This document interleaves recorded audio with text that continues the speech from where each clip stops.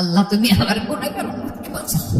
বিশ্বনবী পাগলের মতো একবার হাউজে কাউসারে যাবেন, একবার সিরাতে যাবেন, একবার পুলসিরাতের দিকে, একবার হাউজে কাউসারের দিকে পাগলের মতো দৌড়াতে থাকবেন। তার কোনো গুনাহগার উম্মত যাতে জাহান্নামে ঢুকে না যায়, সেদিন কেউ সুপারিশ করতে পারবে না। বিশ্বনবী সাল্লাল্লাহু আলাইহি ওয়াসাল্লাম কিয়ামতের ময়দানে ওই বিভীষিকাময় সময়ে মুসিবতের কালে মানুষগুলো পাগল হয়ে বিশ্বনবীকে খুঁজতে আরম্ভ করবে। সবাই মিলে বিশ্বনবীর কাছে যেয়ে বলবে, ইয়া রাহমাতাল লিল আলামিন, ইয়া খাতামান নবীন, রাহমাতাল লিল আলামিন। দেখেন আমাদের কি অবস্থা, কি কঠিন বিপদে আমরা আছি, দাঁড়াতে পারি না, সূর্যের আলোতে ঘেমে হয়রান।